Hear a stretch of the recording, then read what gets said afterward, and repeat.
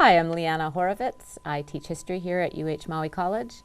And a few semesters ago, I took the summer workshops for reading across the disciplines and also the writing across the curriculum. And for me in my classes, they are deeply woven together. That I think that reading comprehension happens best when students are writing about it or somehow using the information. So if I want to make sure that my students are reading the textbook chapters that I assign, I make sure to use it in the classroom. And I've asked them to come prepared with something concrete each class period. And students usually don't like to be caught off guard, especially when they're working in small groups. They like to have something to share because it makes them feel very awkward if they have nothing and the rest of their group members are ready to participate and share. So I'll just share maybe 3 strategies that have worked really well for having my students come prepared to with their reading material.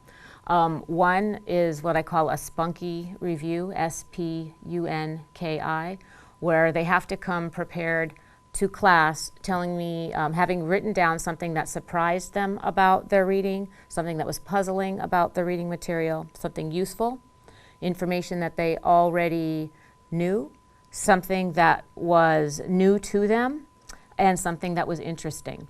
And so that if they have this information in their own words, they haven't been asked to just paraphrase or summarize the information, and I put them into small groups. They actually will have to talk about it with their classmates, and anytime they have to talk about what they read, they're processing the information well. A second strategy that I use both in my online classes as well as my face-to-face classes is something called a Socratic seminar, and that's based on the ideas of Socrates that the questions are often more interesting than the answers that they come up with.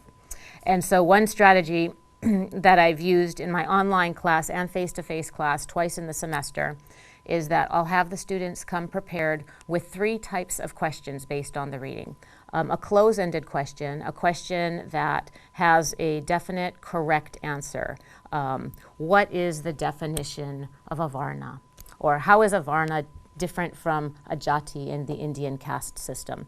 So something that was a vocabulary term that confused them in some way. That's a close-ended question. An open-ended question, something that doesn't have one correct answer, but that they need to use the text to come up with an answer. So for example, did women in ancient Athens have it better than women in ancient Sparta?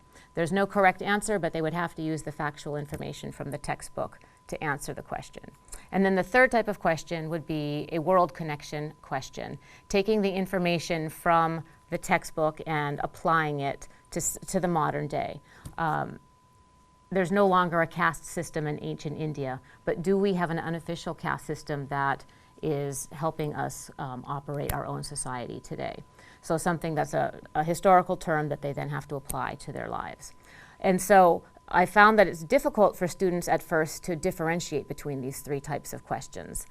So that's the first challenge. So I might ask them to bring questions to class, exchange questions, and then have the students actually identify which questions are close-ended, open-ended, and then world connection questions. And then have them take those questions home, revise them so that they have at least one of each, and come back to class. And so in a face-to-face class, I would then turn the class over to them. I divide the students into 2 groups. And I actually rearrange the desk so that we have an inner circle and an outer circle. And then the first half of class, the inner circle has to actually discuss their questions. And they have their textbooks there with them because the idea is to use the textbook in order to process their questions. And then the outer circle at that time is actually making notes on how well the inner circle has held a discussion. Was everybody able to participate? Were people invited in who might have been shy on the outskirts? Were all of the questions addressed? And so they're kind of evaluating the quality of the inner circle's discussion. And then we switch, so that the inner circle then has the chance to be the observers and the evaluators, and the outer circle then has a chance to tackle their questions. And what I love about this activity is the students get to realize they all have very similar questions. And that makes them kind of feel good that, wow, I was wondering this, and so was somebody else. And so a question that might not have ever been brought up in class gets brought up in this format. And then the students also realize it's a team exercise, that it's a team grade, so that if everybody's questions are not addressed, if everyone is not included in the conversation, the group grade goes down. So it encourages students to participate, to come prepared with questions, and they don't have to feel put on the spot because they can go right back to their textbook and answer and look for the answers together. The one challenge as a teacher for this activity is that you have to be willing to wait and let the students find the answers to their questions. And then at the end, if there are gaps in the questions and in the content, I save time at the end where then I can go and offer my expertise as the teacher in the classroom about things I think they might have missed or points of content that they might have gotten confused with. So I found that to be a very effective strategy, and I've used it also in my online class, and I thought I'd show a quick example of what that might look like. I put students in groups where they cannot see the other group's responses, so they're closed groups. In this particular Socratic seminar, the students were debating the merits of Confucianism, Taoism, and legalism as a strategy for organizing a harmonious society.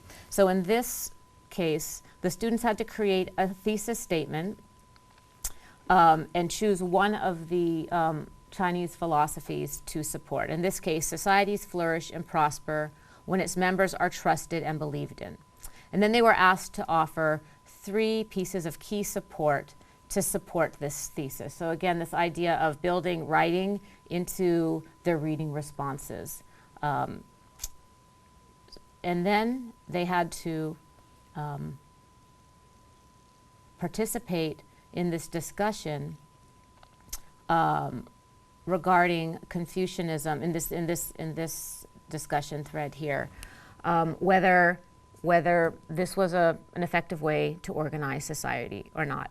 And after a week of having the closed discussion, then what I do is open up the groups and they can compare with each other what questions they came up, what support they came up, whether they came up with different evidence that another group maybe didn't consider, and that's kind of the follow-up to that discussion.